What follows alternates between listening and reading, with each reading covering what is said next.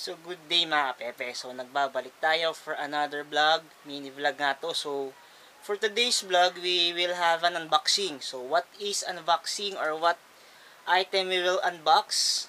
It's for bike enthusiasts. So the item or the bagay na ating i-unbox is accessories nga sa bike. Sa mga bicycle enthusiast dyan, para sa inyo to. So samahan nyo ako mga Pepe. Let's go!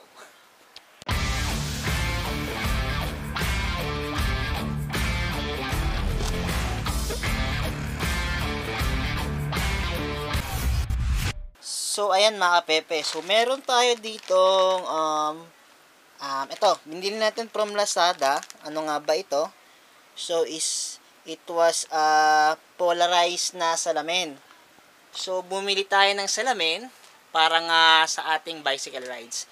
Commonly, ang salamin natin is either yung tinted lang at tsaka malinaw o yung clear. So, ito, polarized, ibig sabihin, pwede siyang mag-tint tuwing mainit at tuwing wala namang araw, color white lang siya. So, unbox natin mga Pepe. So, ayan mga Pepe. So, mag-unbox nga tayo sa item na ito from Lazada. So, pagpasensya nyo na medyo madilim kasi gabi tayo nag-shot. So, sa kwarto lang tayo nag-video para nga ma-review natin o mapakita ko sa inyo kung ano ang meron sa pinaka-item o salamin na ito. So, let's go mga Pepe. Unbox natin. Kuha tayo ng gunting or cutter. Anything will do. So, i-open natin. So, binabili nga natin ito sa Lazada, sa murang halaga lang. So, ito yung budget-friendly nga lang na salamin. So, ayan, unbox natin. So, super secured siya, naka-bubble wrap. Ang ano lang nito, wala siyang free na case. So, kung gusto nyong magdala ng casing during rides, pwede naman. So, ito kasi, pinurchase natin ng walang casing kasi mura lang.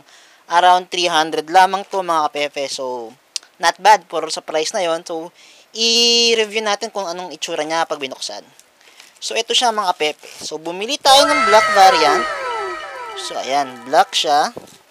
So, ayan, tingnan natin. Ayan, black. Ayan. So, sinasabing polarized nga daw to. So, review natin siya kung magiging polarized during pagsuot. So, ang brand niya is 7 ata. Ito mga pepe. Ayan, 7 or pag tinignan ko dito, 7. So, tapat natin sa liwanag. Magiging itsura. So, ayan mga kapepe. Tapat natin sa liwanag. So, wala effect. So, siguro magiging varies to pag tinapat talaga sa liwanag ng araw. So, ayan mga kapepe. So, mura lang nga sa Shopee o Lazada. So, ayan. May nakasulat ditong photochromic. So, sa mga salamin natin, pag bumili nga tayo sa mga branded na salamin, kagaya ng EO, Sunny's.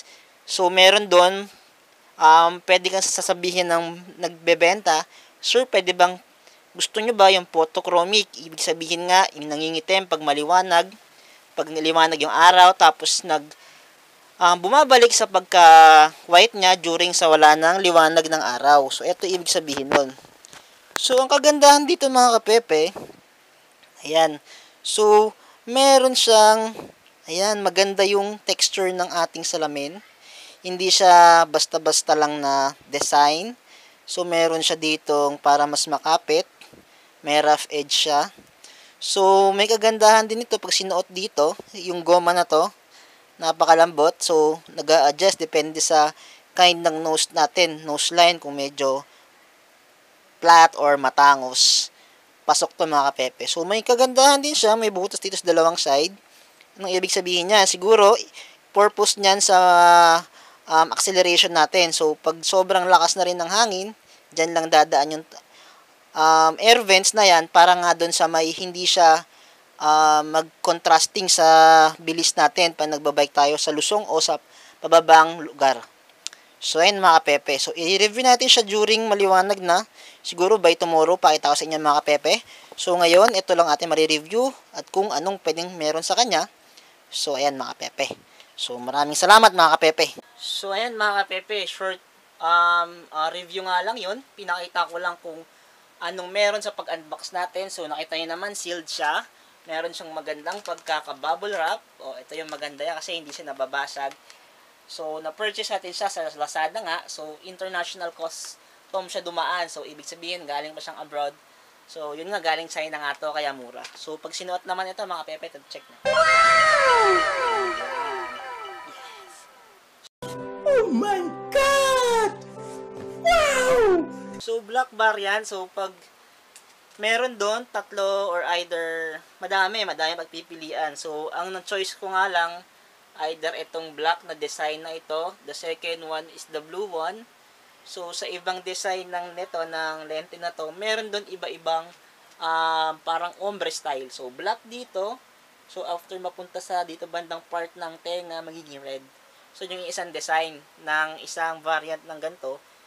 So, sa isang purchase naman, ito, kagaya nito, meron lang siyang one tone na kulay.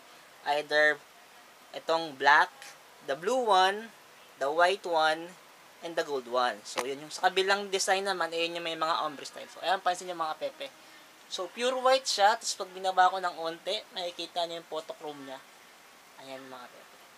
So, sana sa mga cyclist na nakapanood nito, may enjoy nyo o magkaroon ka idea kung magkano at kung saan sulit yung babayad natin na hindi lalabas ng more than 500 price. So, ayun mga pepe. So, ulitin.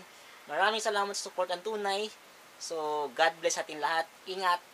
Next vlog mga pepe. Let's go!